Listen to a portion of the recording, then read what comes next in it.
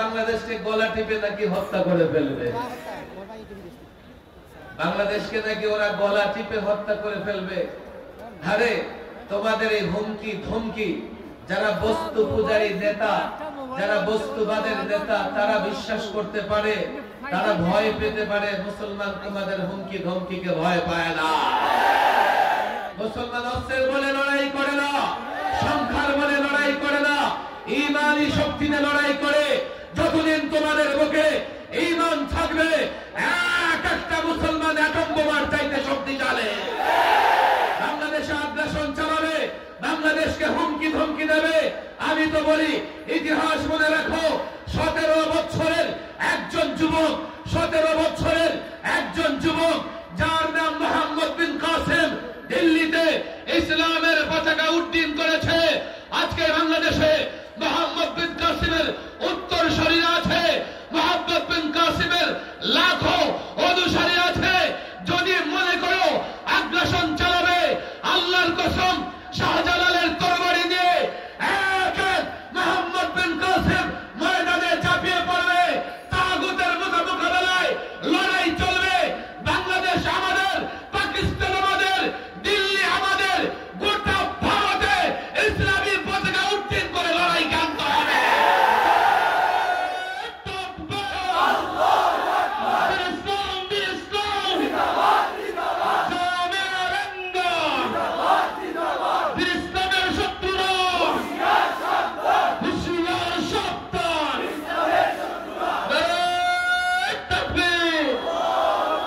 সেই সকাল থেকে মাহফিল চলতেছে।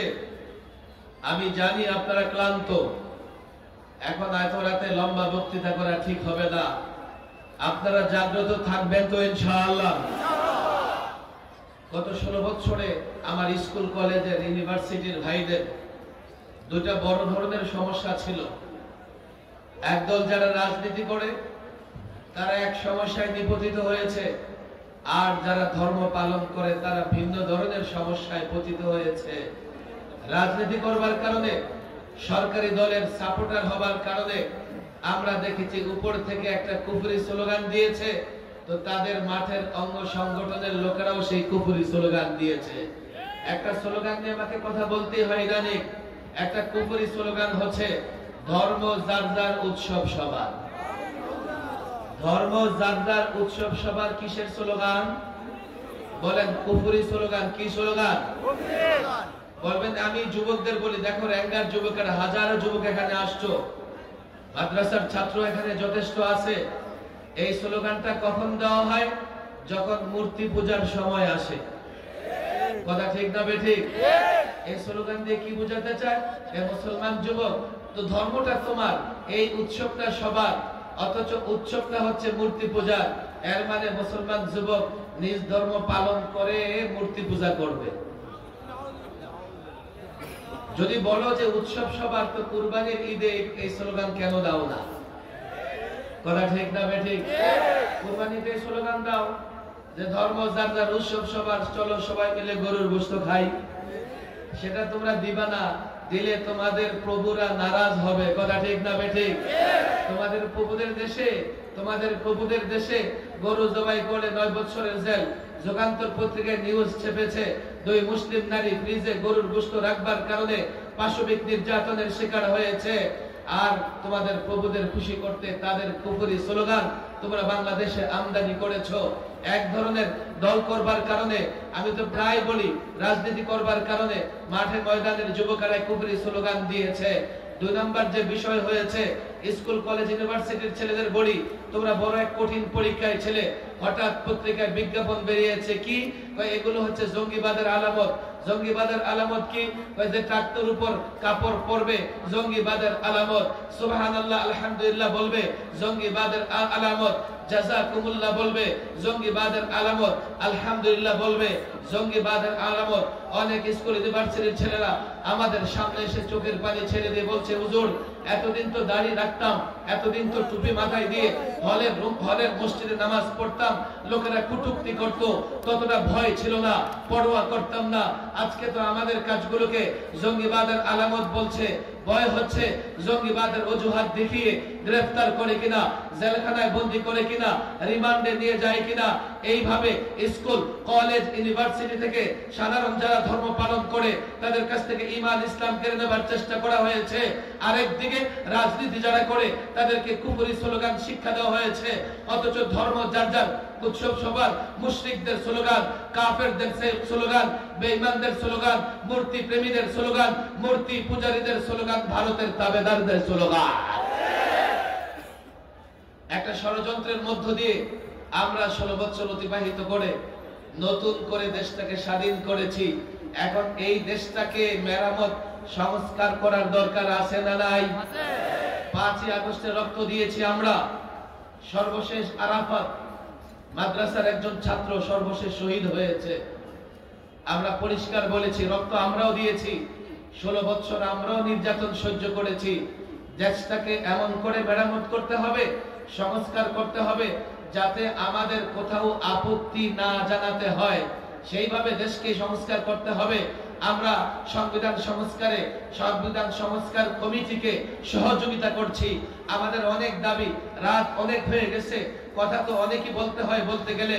তবে আমি সংবিধান নিয়ে 2-4টা কথা বলেই আমি আমার বক্তব্য শেষ করব। হাজারো আলেম, হাজারো যুবক এখানে আছো। দেখো, 71-এ রাষ্ট্র স্বাধীন হয়েছে, 72-এ একটা সংবিধান প্রণয়ন করা হয়েছে। বাংলাদেশের সংবিধান কেমন হওয়া চাই? আমরা তখন দেখেছি একটা হিন্দু রাষ্ট্রের 4 মূলনীতিকে বাংলাদেশের সংবিধানের 4 মূলনীতি করে সর্বপ্রথম মুক্তিযুদ্ধের সঙ্গে বিশ্বাসঘাতকতা করা হয়েছে। 4 মূলনীতির অন্যতম একটা মূলনীতি তারা কি করেছে 72-এর সংবিধানে? সেকুলারিজম, ধর্মনিরপেক্ষতা। ধর্মনিরপেক্ষতা তারা একটা ব্যাখ্যা দেয়। আমরা পরিষ্কার বলি, দেখো ডিকশনারি দেখো, বাস্তবতা দেখো, সব দেখে একটা তোমরা সিদ্ধান্ত নাও। সব দেখে সিদ্ধান্ত নিলে এই কথায় এই সিদ্ধান্ত উপনীত হওয়া লাগে। সেকুলারিজম, ধর্মনিরপেক্ষতা মানে ধর্মহীনতা। শুধু ধর্মহীনতা নয়, ইসলামহীনতা। সেকুলারিস্টরা অন্য সব ধর্মের অধিকারে বিশ্বাস করে না কেবল ইসলামের অধিকারে। আমরা এখন একটা সুযোগ পেয়েছি। আমরা চাই এই সংবিধান সংশোধন হোক এবং 32 বছর বাংলাদেশের সংবিধানের ভেতরে বিসমিল্লাহ ছিল। 2011-তে ফেসিবাদীরা বিসমিল্লাহ বাদ দিয়েছে। 32 বছর বাংলাদেশের সংবিধানে আল্লাহর উপর আস্থা, বিশ্বাস ছিল। 2011-তে বাদ দিয়েছে, দিয়ে সেকুলারিজম এনেছে, ধর্ম নিরপেক্ষতা এনেছে। আর এই জাতিকে ধোঁকা দিয়েছে। ধর্ম নিরপেক্ষতা, এটা তো কোরআন সুন্নাহর মধ্যে আছে। কিভাবে আছে? লাকুম দীনুকুম ওয়ালিয়া দীন, বুখারী শরীফের হাদিস। আমি বলি বক্তব্যে একটা বাচ্চাকে দাঁড় করায় দাও, লাকুম দীনুকুম ওয়ালিয়া দীন কোথায় আছে? আবার তারা বলে সকালে কোরআন শরীফ না পড়ে জানামাজ উঠায় না, রাতে নাকি তাহাজ্জুদ পড়ে। তো কোরআন শরীফের ছোট ছোট সূরাগুলো না পড়ে কিসের কোরআন শরীফ পড়ো? এক মুরিদ বলতেছে পীর সাহেবকে, হুজুর দৈনিক 100 বার আয়াতুল কুরসি পড়ি। পীর তো অবাক, আমি 5 ওয়াক্ত নামাজের পরে 5 বার আয়াতুল কুরসি পড়তে পারি না, তুমি 100 বার কেমনে পড়ো? দেখি তো কেমনে পড়ো। তো এই মুরিদ পকেট থেকে তাসবিহ বের করে বলতেছে কুরসি কুরসি কুরসি কুরসি। ওরা কোরআন শরীফ পড়ে মানে ফজরের পরে চেয়ারে বসা কুরসি কুরসি, চেয়ার চেয়ার। গদি রক্ষা করো, ইসলাম থাকলে থাক, না থাকলে না থাক। ধর্ম নিরপেক্ষতা বাংলাদেশের সংবিধানে থাকতে পারে না। আমি পরিষ্কার বলি, আমাদের দুর্ভাগ্য, বাংলাদেশ একটা মুসলিম দেশ। এই মুসলিম দেশের সংবিধানে তিনটা ইজম আছে কমপক্ষে। সেকুলারিজম আছে, আবার ন্যাশনালিজমও আছে, আবার এখানে সোশ্যালিজমও আছে। আমি জানি না যারা সংবিধান প্রণয়ন করেছে তাদের মাথায় কি আছে। আসলে ওরা বুদ্ধিজীবী না, ওরা পরজীবী। পরজীবীদের উপরে ভরসা করেই তারা বাংলাদেশে থাকে। পশ্চিমাদের, হিন্দুত্ববাদের হাড্ডি মুখে দিয়ে তারা এদেশের বুদ্ধিজীবী হয়েছে। একটা দেশের সংবিধানে তিনটা ইজম কেন থাকবে? বলবে যে হুজুর ইসলাম নিয়ে আসবেন, অন্য ধর্মের লোকদের কি হবে? আমি প্রায় বলি, তোমরা যে জাতীয় পাখি বানাইছো দোয়েল রে, বকের কি হবে?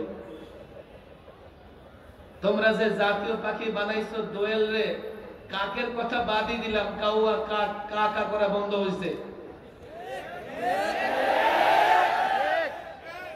কিন্তু কবুতরের কাছে আমি কি জবাব দিব যে দোয়েল কেন জাতীয় পাখি? কবুতর যদি স্ট্রাইক করে কালকে, বক যদি বলে আমি ধবধবে সাদা, দেখতে আকাশে কত ডানা মেলে সুন্দর উড়ি, আমারে বাদ দিয়ে দোয়েল রে বানাইছো বাংলাদেশে ডিম পাড়া বন্ধ, জাতীয় ফল বানাইছো কাঁঠাল রে, আম যদি রাজশাহীর আম যদি স্ট্রাইক করে বসে তোরা আমার সঙ্গে তামাশা করেছো, চলো আজ থেকে বাংলাদেশে আর আম উৎপাদন হবে না, এখন মানুষ আম থেকে খাবে। জাতীয় মাছ বানাইছো ইলিশকে, জাতীয় মাছ বানাইছো ইলিশকে, বোয়াল মাছ যদি বলে আরে এক দুজনে একবারে খেয়ে ফেলবো, পুরে বানাইছো জাতীয় মাছ, আমি কিন্তু তোদের পাইলে ছাড়বো না। আমরা যখন বলি রাষ্ট্রীয় ধর্ম লাগবে, ওরা কি বলে রাষ্ট্র কি নামাজ রোজা পড়ে, ধর্ম কেন লাগবে? রাষ্ট্র কি গান গায়, জাতীয় সঙ্গীত কেন লাগবে? রাষ্ট্র কি কথা বলে, রাষ্ট্র ভাষা কেন লাগে? বাংলাদেশে অনেকগুলো ভাষা স্বীকৃত আছে, রাষ্ট্রভাষা বাংলা করার পর ওরা নারাজ হয় নাই। সংখ্যা গরিষ্ঠ মুসলমানদের দেশে ইসলাম রাষ্ট্রীয় ধর্ম হতেই পারে, এর মানে অন্য ধর্মের লোকদের দেশ ছেড়ে কেন যেতে হবে? আর যেতেও হয় নাই। 32 বছর যখন আল্লাহর উপর আস্থা বিশ্বাসের কথা ছিল সংবিধানে, এর দোহাই দিয়ে আমরা কখনো সংখ্যালঘুদের উপর নির্যাতন করি নাই, বরং যখন থেকে 11 থেকে সেকুলারিজম এসছে ক্ষমতাসীনরা, তখন থেকে সংখ্যালঘুদের বাড়িঘর দখল করে তাদের উপর আগের চাইতে বেশি অত্যাচার করেছে। সংবিধান সম্পর্কে আমি 3টা কথা স্পষ্ট বলি, আমরা এমন একটা সংবিধান চাই যে সংবিধানের একটা ধারায় এই কথা উল্লেখ থাকবে যে সংবিধানের যেখানে যাহা কিছু থাকুক না কেন কোরআন সুন্নাহর সঙ্গে সাংঘর্ষিক কোনো কিছু গ্রহণযোগ্য হবে না। আমি প্রস্তাব করার পরে বলতেছে হুজুর এটা লেখার দরকার কি, আমরা কি কোরআন সুন্নাহর বিরুদ্ধে কোনো কিছু গ্রহণযোগ্য মনে করি? আর এটা কি এই কথা থেকে সবাই একমত হবে যে সংবিধানে আসুক? আমি বললাম একমত হবে না কেন? প্রত্যেকটা রাজনৈতিক দল নির্বাচনের আগে ইশতিহারে একটা কথা পরিষ্কার বলে, কি বলে জানেন? বলে আমার দল ক্ষমতায় গেলে কোরআন সুন্নাহর সঙ্গে সাংঘর্ষিক কিছু করা হবে না, বলে কি বলে না? এমনকি যারা সেকুলারিজমে বিশ্বাসী সেকুলার দল তারাও এই কথা বলে। এর মানে বাংলাদেশের প্রত্যেকটা মানুষের কথা হচ্ছে এই সংবিধানে যেখানে যাহা কিছু থাকুক না কেন কোরআন সুন্নাহর সঙ্গে সাংঘর্ষিক কোনো কিছু গ্রহণযোগ্য হবে না। যেই কথা দেশের সবার কথা হবে সেই কথাই তো সংবিধানে থাকবে, কথা ঠিক না বেঠিক? 2 নম্বর কথা বলেছি বিসমিল্লাহ, আল্লাহর উপর আস্থা বিশ্বাস ছিল সেটাকে নিয়ে আসতে হবে। 3 নম্বর কথা বলেছি এই সংবিধানে বিশ্ব নবী, সর্বশ্রেষ্ঠ নবী, সর্বকালের সর্বশ্রেষ্ঠ মানব মুহাম্মদ সাল্লাল্লাহু আলাইহি সাল্লামকে দিয়ে কটূক্তি করা হলে সর্বোচ্চ শাস্তির বিধান রাখতে হবে। এই কথা থাকতে হবে যে রাসূলুল্লাহকে নিয়ে কটূক্তি করলে এটা সর্বোচ্চ অপরাধ হবে, সর্বোচ্চ অপরাধ বলে বিবেচ্য হবে, কথা ঠিক না বেঠিক? আমি ছাত্র সমাজকে বলি দেখো, আমি সংবিধান নিয়ে 13 থেকে বিতর্ক করে আসছি, সংবিধান নিয়ে কাজ করে আসছি। আমরা যখন এই কথা বলি তারা বলে কি আপনারা কি ব্লাসফেমি আইন চান? ইউরোপের অনেক দেশে ধর্ম অবমাননার আইন আছে, কেউ যদি ধর্ম অবমাননা করে তার বিরুদ্ধে লিগ্যাল ব্যবস্থা নেওয়ার মতো আইন আছে। আমি বললাম না, আমি ব্লাসফেমি আইন চাই না। বলেন আপনি কেন চান না? ইউরোপের নানা দেশে তো আছে। আমি বললাম যে সমস্ত দেশে আছে এই আইনটা সেই দেশেই বিতর্কিত। আপনি মধ্যপ্রাচ্যের নানা দেশে দেখেন রাসূলুল্লাহকে নিয়ে কটূক্তি করলে সর্বোচ্চ শাস্তির বিধান আছে, এটা নিয়ে কোনো বিতর্ক নাই। সেই আইনটা আপনি বাংলাদেশে নিয়ে আসেন, আমরা তো মানি, সেটা আইনে আসার দরকার কি? আমি বললাম এই জন্যই দরকার, তাহলে সাম্প্রদায়িক দাঙ্গা থাকবে না, সাম্প্রদায়িক সম্প্রীতি হবে। এই মুসলমান আল্লাহর নবীকে এতটা মহব্বত করে, আল্লাহর নবীর মহব্বতের বেলায় প্রত্যেকটা মুসলমান আপোষহীন। এই যুবক ঠিকমতো মসজিদে যায় না, এই যুবক কোরআনে কারীম পড়তে পারে না, এই যুবক মাথায় টুপি দেয় না, এই যুবকের চেহারায় দাড়ি নাই, কিন্তু সেও আল্লাহর পয়গম্বরকে মহব্বত করে, এতটা মহব্বত করে। কাল যদি আইন থাকে, কেউ যদি আল্লাহর নবীকে নিয়ে কটূক্তি করে, আইনগতভাবে তার বিরুদ্ধে ব্যবস্থা গ্রহণ করবে, তাহলে যুবক বলবে এখানে আমার কিছুই করার দরকার নাই, আইন অনুযায়ী তার বিরুদ্ধে ব্যবস্থা নেওয়া হবে। কিন্তু যদি আইন না থাকে আর এই গত 16 বছরের মতো যে কোনো জায়গা থেকে আল্লাহর নবীকে নিয়ে কটূক্তি করে মুসলমান যুবক বরদাস্ত করতে পারবে না, মুসলমান ছাত্র বরদাস্ত করতে পারবে না, আলেম ওলামা বরদাস্ত করতে পারবে না, মুরব্বীরা বরদাস্ত করতে পারবে না। সাম্প্রদায়িক সম্প্রীতি বিনষ্ট হবে, সাম্প্রদায়িক সম্প্রীতি বাংলাদেশে অবশিষ্ট থাকবে না। তোমরা বুঝবার চেষ্টা করো, যদি সাম্প্রদায়িক সম্প্রীতি বিনষ্ট হয়, সংখ্যালঘুরা ক্ষতিগ্রস্ত হবে, তখন তোমরা বলবে বাংলাদেশের মানুষ তারা সাম্প্রদায়িক সম্প্রীতিতে বিশ্বাসী নয়, অথচ উস্কানি তারা দিচ্ছে। তারা আমার দিলে, আমার অন্তরে, আমার কলিজায় আঘাত করছে। আল্লাহর নবীর কটূক্তি করে আমার কলিজায় আঘাত লাগে। আল্লাহর কসম, আমি সমস্ত আঘাত বরদাস্ত করতে পারবো। জেলে বন্দী করেছো, বরদাস্ত করে নেব। মাথায় বাড়ি দাও, বরদাস্ত করবো। সাপলায় গুলি করেছো, বরদাস্ত করেছি। আল্লাহর নবীকে নিয়ে কটূক্তি বরদাস্ত করা হবে না। আল্লাহর কসম করে বলি, জার্মানি হোক, ফ্রান্স হোক, ভারত হোক, বাংলাদেশ হোক, পৃথিবীর যেই কোনায় আমার নবীকে নিয়ে কটূক্তি করা হবে, সেই কোনায় প্রতিরোধ হবে না।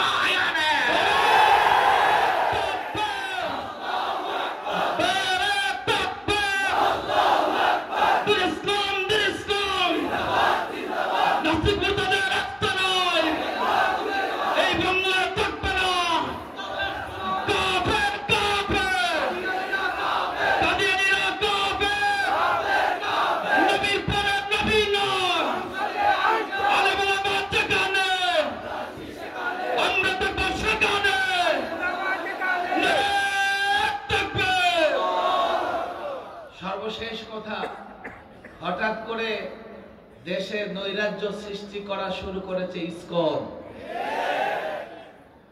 দাওয়াত ও তাবলীগ নিরীহ একটা কাজ, অহিংস কাজ।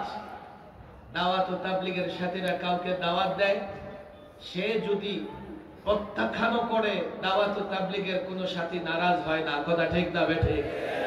দাওয়াত ও তাবলীগের সাথীদের একটা বড় বৈশিষ্ট্য ছিল, নিজেরটা খাবে, নিজেরটা খেয়ে মানুষকে দাওয়াত দেবে। কেউ যদি মারেও, আঘাতও করে, তো তার হাত ধরে ক্ষমা চেয়ে নেয়। এটাই তো ছিল দাওয়াত ও তাবলীগের বৈশিষ্ট্য।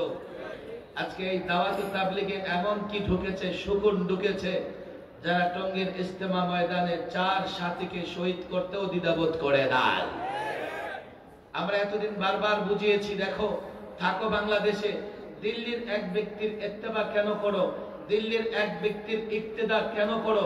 বলে যে সাদ সাহেব অনেক বড় আলেম, তো বাংলাদেশেও লক্ষ লক্ষ আলেম আছে, আলেম হিসেবে যদি সাদ সাহেবকে মেনে থাকো, বাংলাদেশের আলেমকে মানো না কেন? বাংলাদেশের আলেমদেরকে তোমরা কেন মানো না? বাংলাদেশের আলেমদের মানলে তোমাদের সমস্যা কোথায়? আসলে তাদের ভেতরে এখন গোয়েন্দা রিপোর্টে নানা ভাবে এই কথা ক্লিয়ার হয়ে গেছে। দেশকে অস্থির করেছে ইসকন, ইসকন ব্যর্থ হয়েছে। এখন তাদের ভিতরে র এবং মোসাদের এজেন্ট ঢুকে দাওয়াত ও তাবলীগের পতাকা বহন করে দেশকে অস্থির করতে চায়। কাল না জানি আরো একদল বের হবে, দেশকে অস্থির করবে। আমি জানি না আলেম ওলামা ছাত্র জনতা কি মনে করে, দেশকে তারা অস্থির করতে চায় কেন? কেন অস্থির করতে চায় জানো? 16 বছর আলেমরা মায়ের খেয়েছে, তো ইসকন এবং আলেম বিদ্বেষীরা হাত তালি দিয়েছে, মুচকি হেসেছে। কথা ঠিক না বেঠিক? যখন সংবিধান সংশোধন করে সেকুলারিজম নিয়ে নেওয়া হয়েছে, ইসকন খুশি হয়েছে। যখন পাঠ্যসূচিতে পৌত্তলিকতা নিয়ে এসেছে, ট্রান্সজেন্ডার নিয়ে এসেছে, ডারউইনিজম নিয়ে এসেছে, তারা খুশি হয়েছে। আজকে যখন দেখছে সংবিধান সংস্কার করা হচ্ছে, পাঠ্যক্রম সংস্কার করা হচ্ছে, আজকে তখন যারা দেখছে যে রাষ্ট্র মেরামত করা হচ্ছে, তাদের ভালো লাগতেছে না। আমরাও সরকারকে পরিষ্কার বলেছি, উপদেষ্টা হতে চাই না, কোনো দায়িত্ব চাই না। আমরা চাই ফেসিবাদ গত 16টা বছর যতটা ক্ষতি করেছে ইসলাম মুসলমানের, এই প্রত্যেকটা ক্ষতি পোষাতে হবে। প্রত্যেক জায়গা থেকে বাংলাদেশের পরিচয় বদলে দেওয়ার জন্য যত পৌত্তলিকতা, যত মূর্তিবাদ আর মুর্দাবাদ একসঙ্গে করা হয়েছে, যোগ করা হয়েছে, সবগুলো বাদ দিতে হবে। কিন্তু আমি আপনাদের চূড়ান্ত কথা বলি, আলেম ওলামাদের সঙ্গে থাকবেন। আপনারা বক্তৃতায় করেছে, বক্তৃতায় স্লোগানে আপনারা বলেছেন, সত্যিকার অর্থে আলেমদের সঙ্গে থাকবেন তো ইনশাআল্লাহ? লম্বা করে হাত ওঠান। আলেমদের সঙ্গে থাকবেন তো ইনশাআল্লাহ? আলেমরা যেইভাবে সংস্কার দেখতে চায় রাষ্ট্রকে, সেই সংস্কার কাজে সহযোগিতা করবেন তো ইনশাআল্লাহ? আমরা চাই তো এই রাষ্ট্রে কোরআন সুন্নাহ বাস্তবায়িত হোক, আল্লাহর নবীর আদর্শ বাস্তবায়িত হোক, আমরা চাইবো কি চাইবো না? আমরা চাই কি চাই না? আমরা আগেও চেয়েছিলাম, কথা ঠিক না বেঠিক? আমাদের এই দাবি নতুন নয়, অনেক পুরাতন। আমরা কোরআন সুন্নাহ ছাড়া অন্য কিছু মানি না, মানিনি, মানতে পারবো না। আমি যুবকদের বলি, যদি উলামায়ে কেরাম এই ধরনের কোন ডাক দেয় রাষ্ট্রে কোরআন সুন্নাহ প্রতিষ্ঠা হোক, আলেমদের ডাকে সাড়া দিব তো ইনশাআল্লাহ? আলেমদের ডাকে সাড়া দিব তো ইনশাআল্লাহ? আমি পরিষ্কার বলি, আমাদের জীবনের একটাই চাওয়া, কে কি বলল সেটা বুঝি না।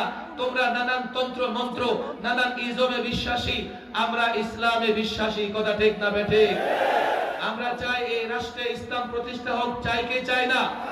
আলেমরা ডাক দিলে আলেমদের ডাকে সাড়া দিব কি দিব না? আর বর্তমানে আমরা সজাগ থাকব, সচেতন থাকব, যাতে দেশে কেউ নৈরাজ্য সৃষ্টি করতে না পারে, কথা ঠিক না বেঠিক? আমরা খুব বেশি সরকারে আছি, সরকারে খুব অবদান রাখছে এমন না, তবে আমরা মনে করি গত 16 বছর ইসলাম মুসলমান আলেম ওলামাদের বিরুদ্ধে যত ষড়যন্ত্র করা হয়েছে, এই ষড়যন্ত্র যাতে ভবিষ্যতে না হতে পারে সেই জন্য আমরা সজাগ থাকবো তো ইনশাআল্লাহ? সতর্ক থাকবো তো ইনশাআল্লাহ? আল্লাহ তাবারক ওয়া তাআলা জামিয়া তাওয়াক্কুলিয়া রেঙ্গা মাদ্রাসা ঐতিহ্যবাহী দ্বীনি প্রতিষ্ঠান, অনেক বুজুর্গ উলামায়ে কেরাম আছেন। আমি সামান্য কিছু কথা বললাম, রাত অনেক হয়ে গেছে। আল্লাহ তাবারক ওয়া তাআলা এই মজলিস, এই মাহফিলকে কবুলের মঞ্জুর করে নিন। আল্লাহ তাবারক ওয়া তাআলা এই সিলেটের মাটি থেকেই আবারও একবার দ্বীন প্রতিষ্ঠার আন্দোলনকে সূচনা করবার, শুরু করবার তৌফিক দান করুন। ওয়া মা তাওফীকি ইল্লা বিল্লাহ ওয়া মা